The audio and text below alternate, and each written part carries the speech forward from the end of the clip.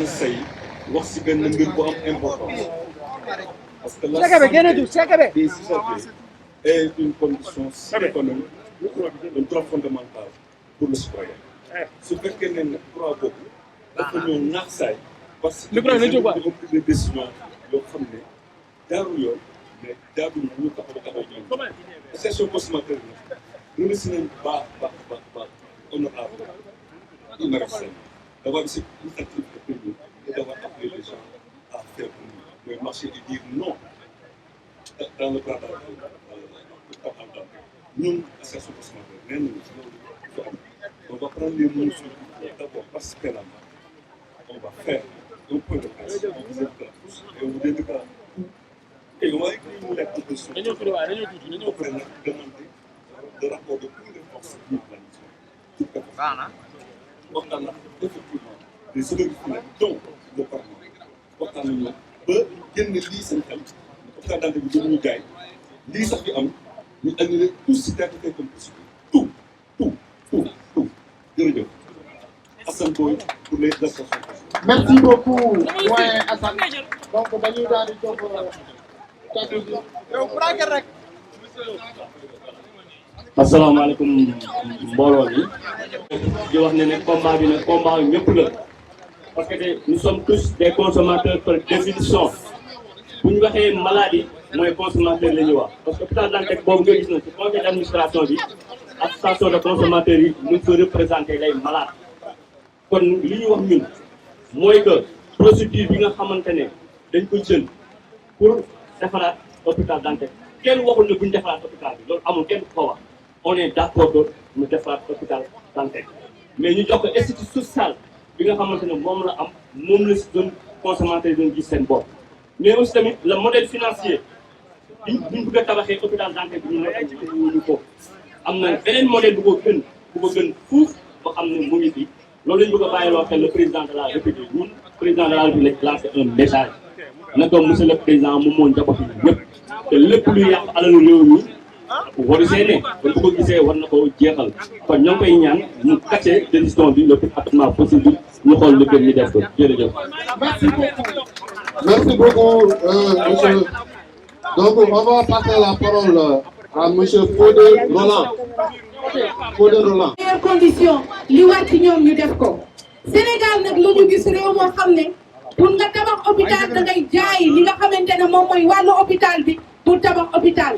gëm nañ ne Sénégal am nañu ressource yoo xamante ne war nañoo mën a may ñu tabax ci 6 hectares hôpital boo xamante ne hôpital bu mucc ayib la Sénégal yi di ci dem service yi ñu ci soxla yëpp ñu mën ko am ñu faj leen dans de meilleures conditions avec un plateau technique relevé avec un niveau boo xamante ne suñu mbokk yi suñu maam suñu rakk yi suñu yaay yi suñu ñëpp ñi nga xam ne ñoo nekk Sénégal di ñëw ci hôpital di faju nekk 69% de la population di ñëw la Dantec du ñu soxla pour ñenn ñi ñuy génn réew mi pour faju wala ñu leen di kettal wala ñu leen di defal ay cotisation pour ñu faju gëm nañ ne lii solution bi mooy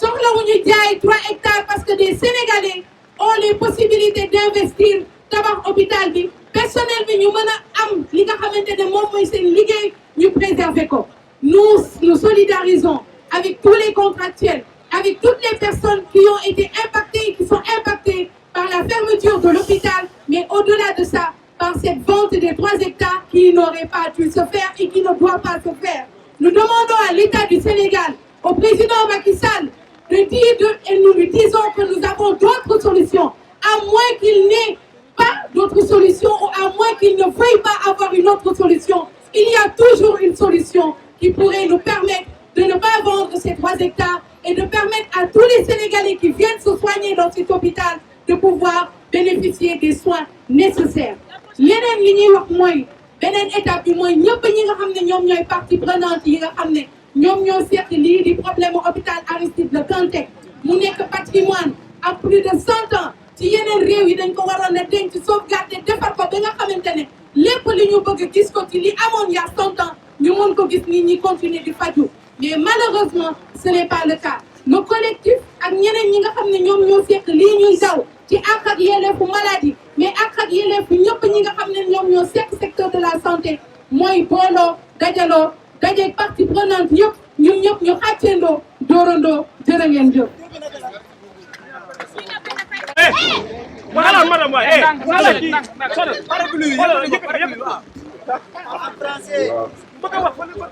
Comme vous le savez, le président de la République avait décidé de reconstruire l'hôpital Aristide Le Dantec, que nous saluons. Parce que nous savons tous que les bâtiments sont vétustes. L'hôpital Aristide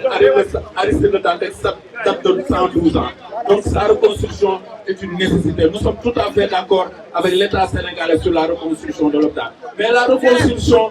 ces reconstructions se passent de manière nébuleuse. D'autant plus qu'il n'y a pas eu de concertation où tous les acteurs ne se sont pas retrouvés sur la table pour discuter de cette reconstruction. C'est ça qui nous amène à cette confrontation que nous déplorons encore une fois. Nous voulons que cette reconstruction se passe dans la transparence, que l'hôpital puisse être reconstruit de manière transparente. D'autant plus que nous avons la terre, nous avons un projet de reconstruction qui date de 2014, validé par une commission de validation retenu par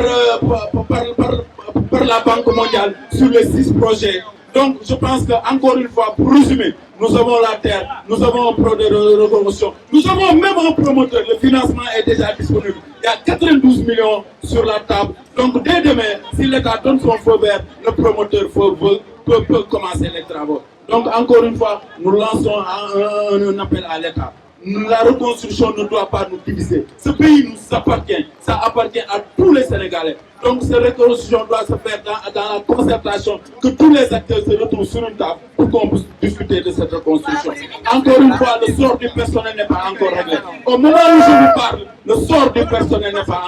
encore réglé. Ce qui est anormal, inacceptable. Donc encore une fois, nous lançons un appel sur le